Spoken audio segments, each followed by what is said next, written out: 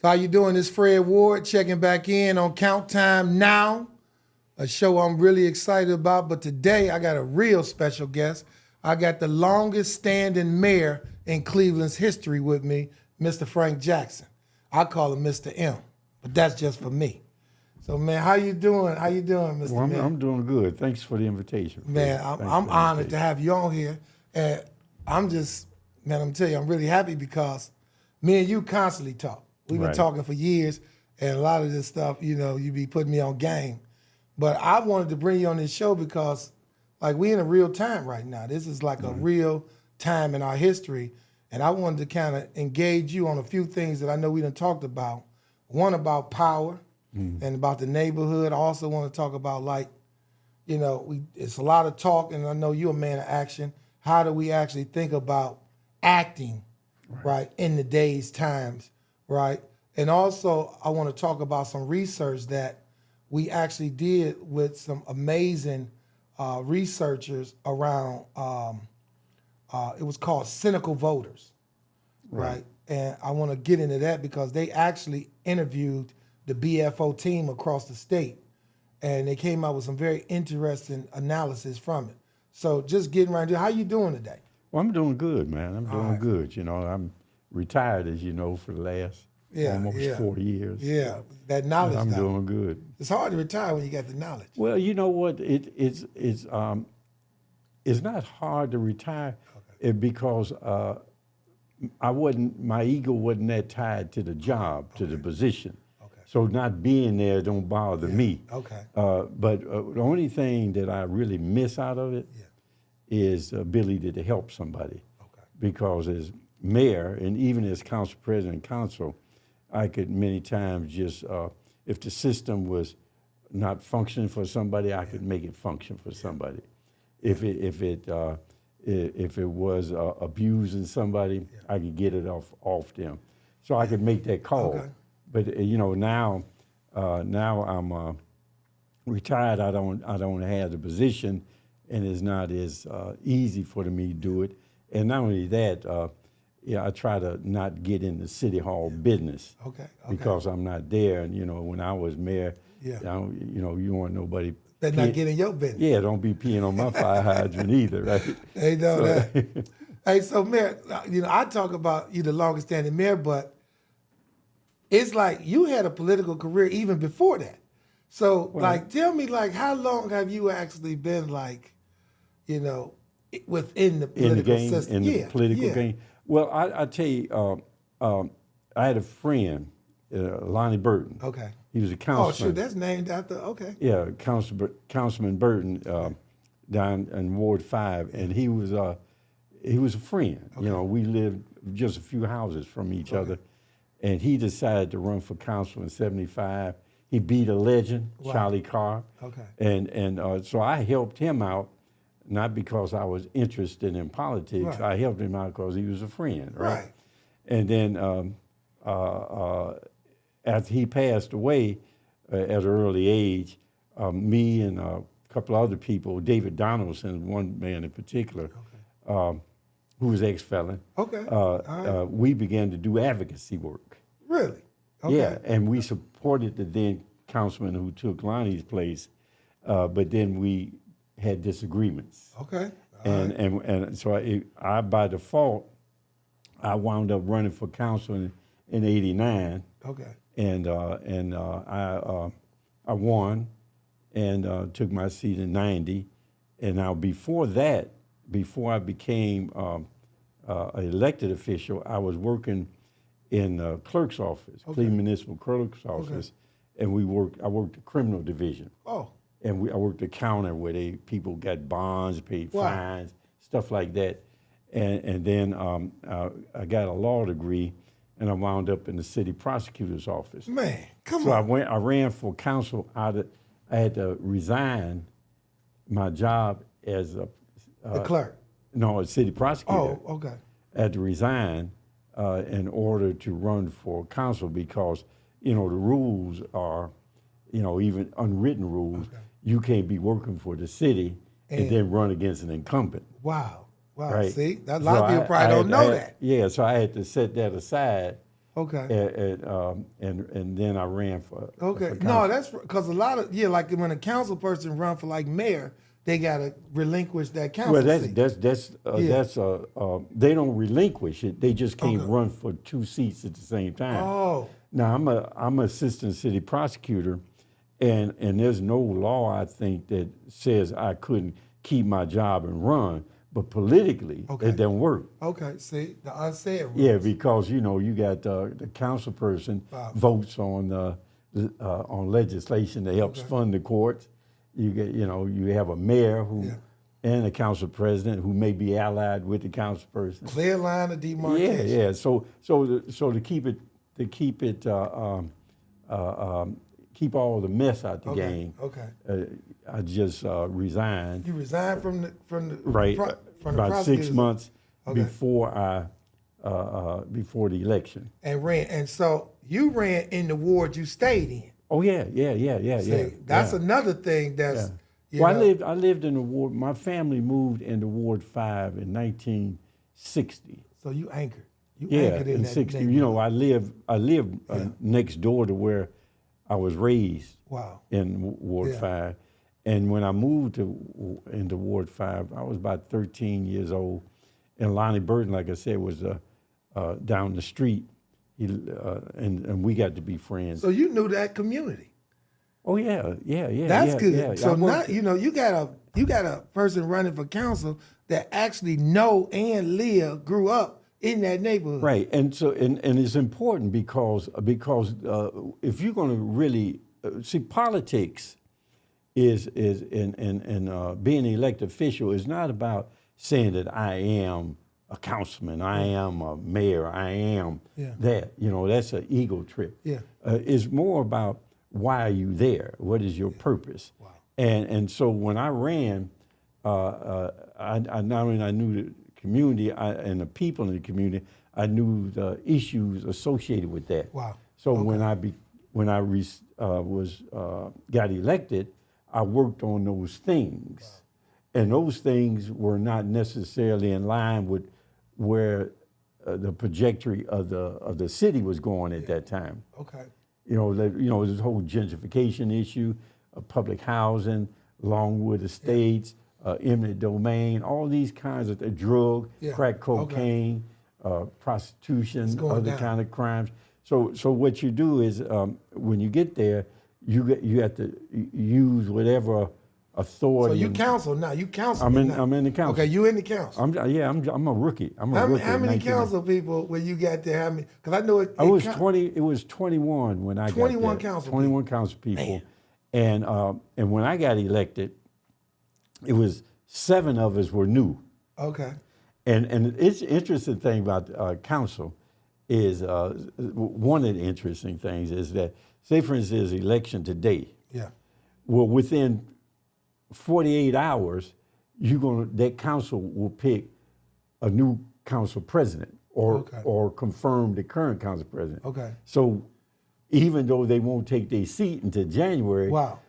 the vote happens in January, but you were elected in November. So they know you coming in. You know you're coming in. So what happens is the council people who have won the election, they get together and they pick a council president because the council president is picked by the vote of the people. Okay. So what you can do is you can leverage that vote in order to be on which committee you might be on, because the council president appoints the chairman of the committees and all the members of the committee. Really? Or as I did, I supported Councilman Westbrook for council president. I know Westbrook. And I was able to get a seat on CMHA appointment. Now, the appointment, the importance of that is that over half of public housing was in Ward 5. Yeah. So in order for me to have an impact on what was going on at CMHA, I needed one of those 5 seats. You need to be on that committee. Yeah, I need to have somebody on there. Okay. Well, so you mean to tell me that the council president, this is new to me. Yeah. I thought that, out of the different committees, like, safety committee and all that, if you put your name in the hat. No. But people may want it. You mean to tell me the council president pick who go on each committee? The council president, when I became council president, I was there 12 years. Okay. And then I ran for council president. I won. The council president picks not only every member of the committee, the council president picks the chairman and the vice chairman. Now, that's a powerful position. Well, not only that, I made myself chairman of finance. Wow, that money. Right, everything comes through finance except for zoning. Finance is the last committee it goes to before it goes to the floor. Wow. And so you could hold it up, you can amend it, you can do what you want. Wow. But you do that so that you can count the votes in the committee. So if there's a controversial thing coming to a safety committee or public service committee or health committee, you know which votes you got. Yeah. And then the chairmen of the committees become your leadership team because they make up the majority of the votes in council. Wow. So if you need a majority vote, these chairmen. So it's enough. It's more to enough it then. committees where the chairman of each committee can actually be the majority of overall council vote. Right. Now, and if you need to pass something on the emergency, you need 2/3 votes. Yeah. You have to suspend the rules, 2/3 votes of a majority. You have to suspend the rules to have an emergency ordinance. Then you need 2/3 votes for the ordinance. Well, you count all that. Man, so, I hear that when all you're the time. setting all this stuff up, see, Yeah. it's not only just Now in Congress, a lot of the stuff you see in Congress is that a lot of this stuff goes by seniority. Now you consider that as a council president. I considered that. But if you wasn't an ally, you might be on the committee you want to be, but you ain't gonna be the chairman.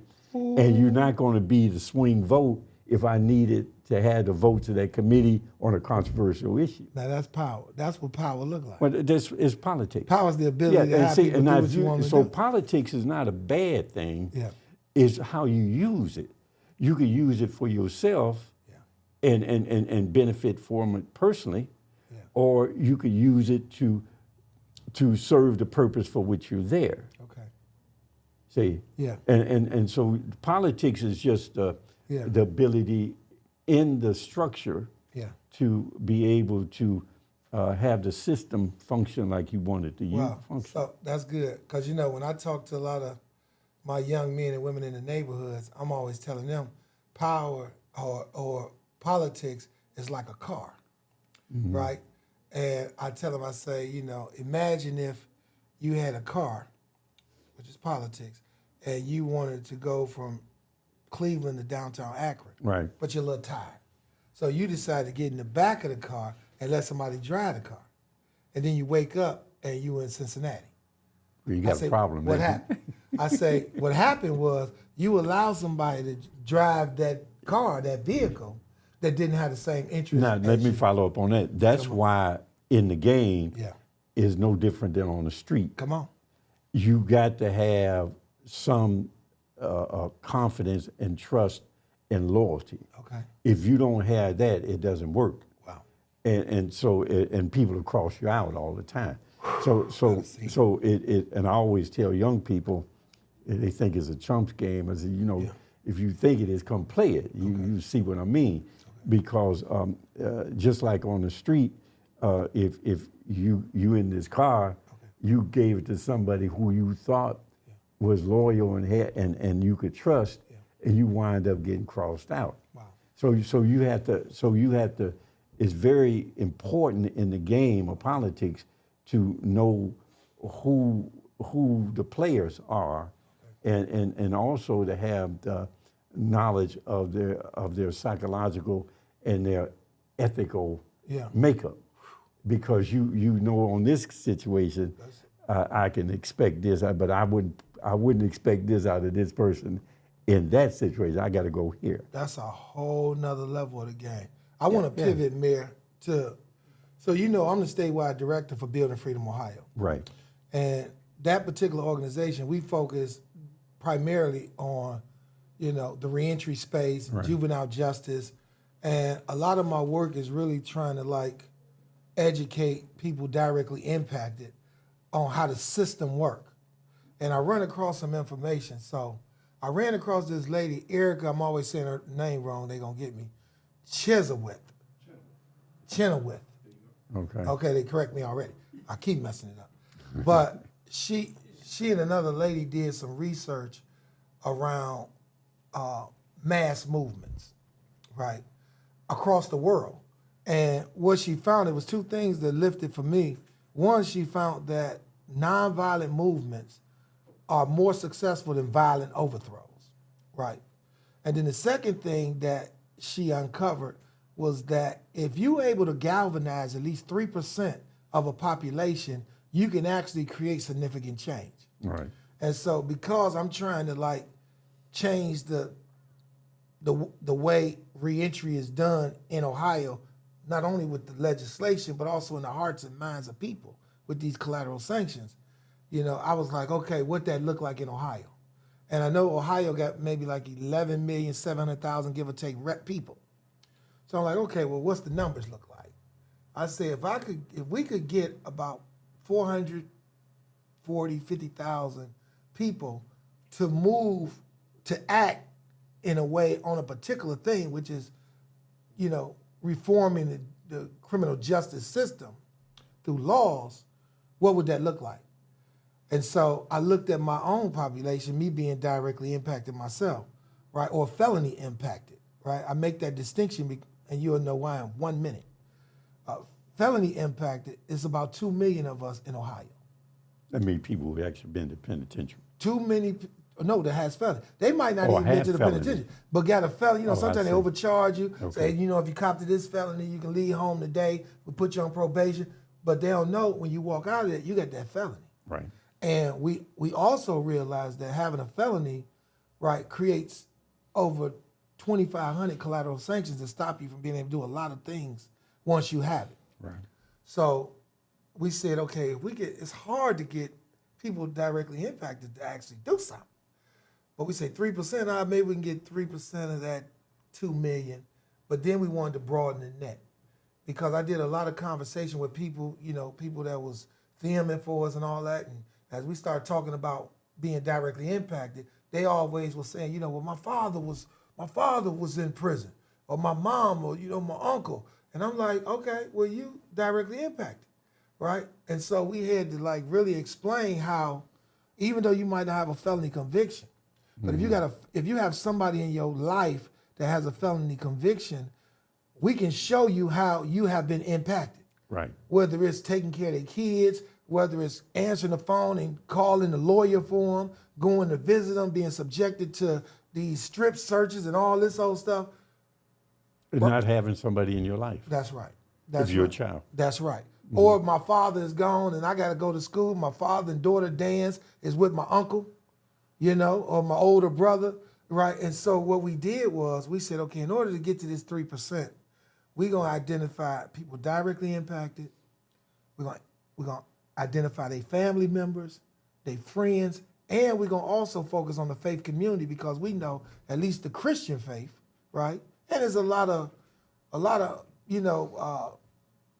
individuals in the Bible that was, directly impacted too, or felony impact, or in prison. Right.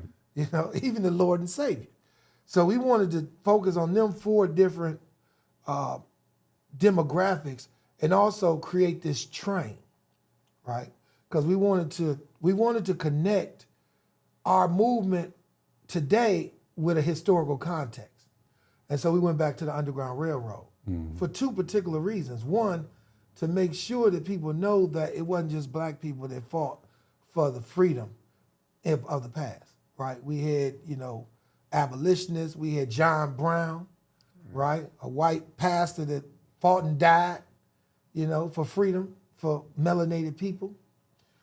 Susan B. Anthony, Harriet Beecher Stowe, right? And it's important for us to make that distinction, because it's a lot of individuals that's white and other that's in Ohio that need to be connected to this train, right? If they care about, juvenile justice reform, right? And so, you know, just talking to you, and I know you tell me a lot, and you didn't I want you to speak more about this. What is your interpretation of the streets in relationship to like systems and power? Well,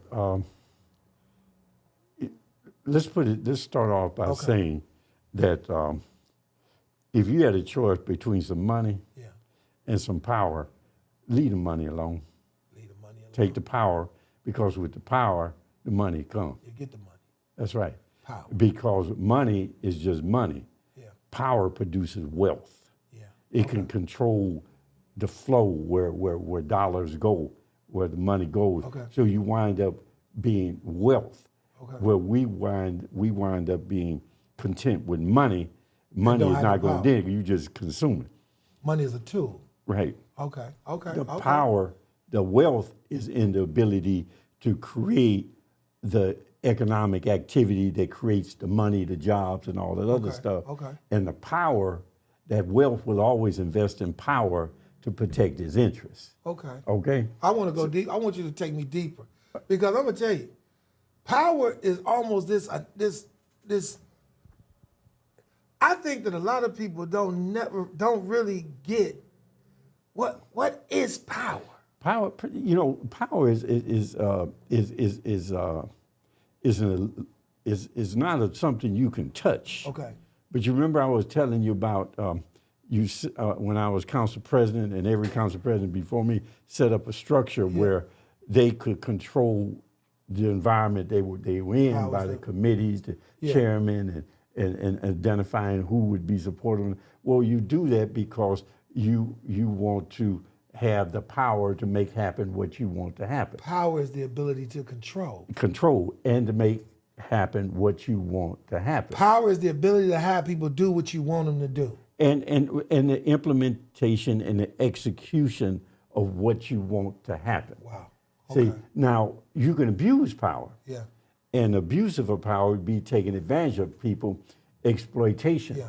It's like colonialization of Africa or South America.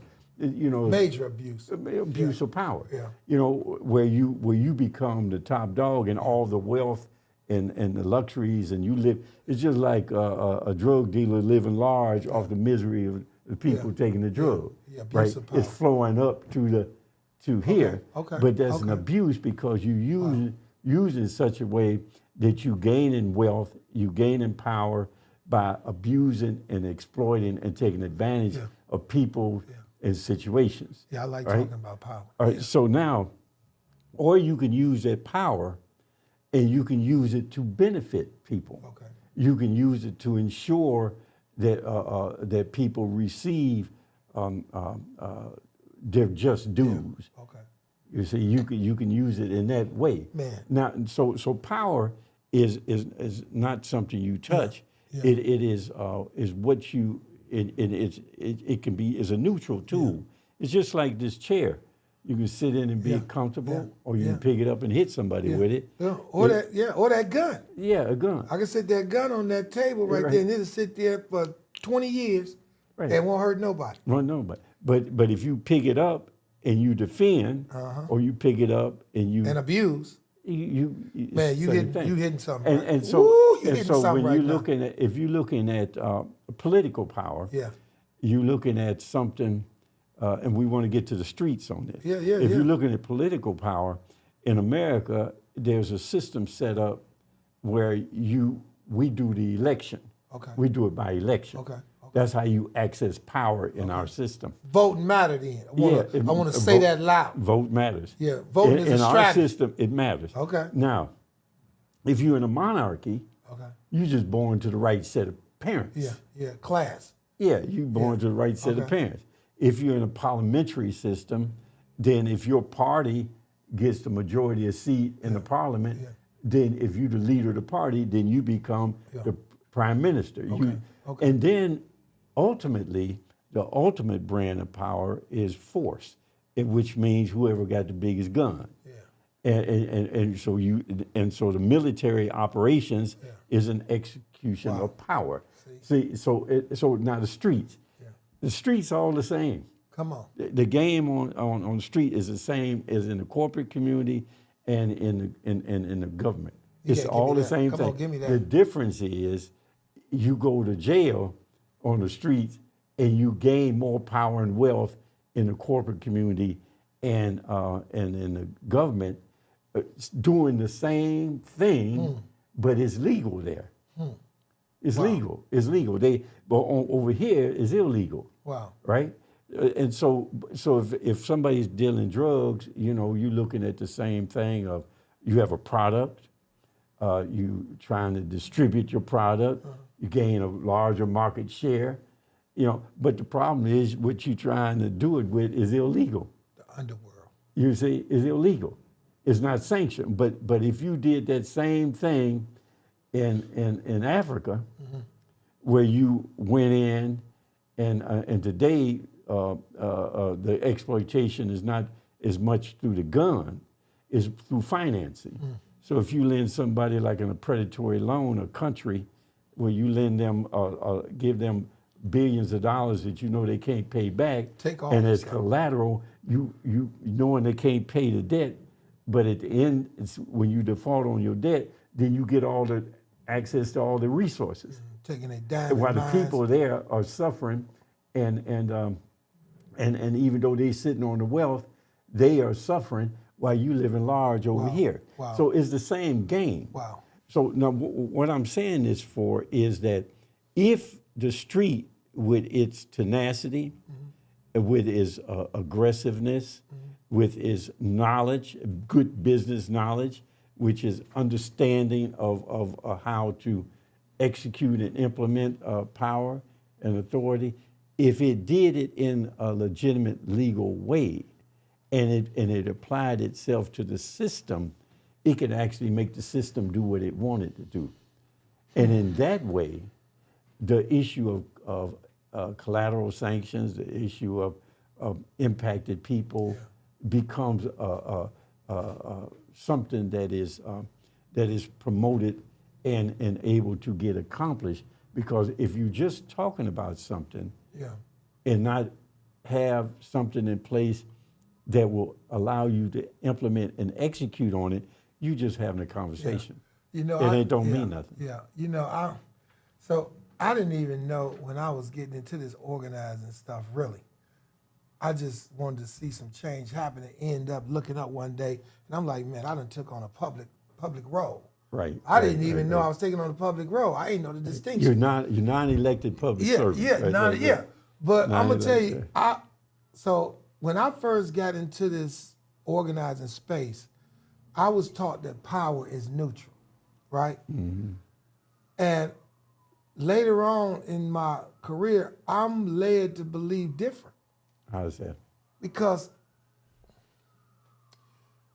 I have never seen power unattached to something. It won't just lay there. It won't lay there. And then it's a contradiction when I say that the more power you obtain, you got to take it from somewhere. Like, you know what I'm saying? So that's the whole SWOT analysis. And if I want more power, like I know because I didn't talk to you. There have been strategic power shifts in your career. But every single time you told me about a power shift, I seen you take it from somewhere and somebody.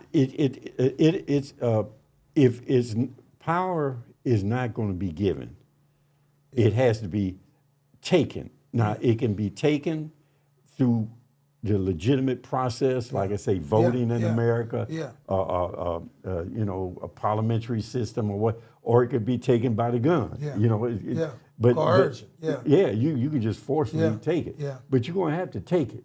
And so the difference is what are you taking it for? Because if you're taking it and you get it and you use it for yourself, you're still a crook, even though it's legitimate, even though it's legal. If you're doing it for the purpose of benefiting people and the purpose for which you're there, then that's what you're supposed to do.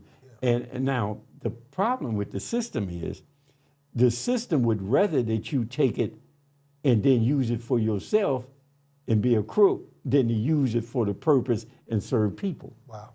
because the system does not want you to change it. Wow, that's deep. That's deep. This Fred Ward, this is heavy. Digest some of this. We're going to be right back. Digest.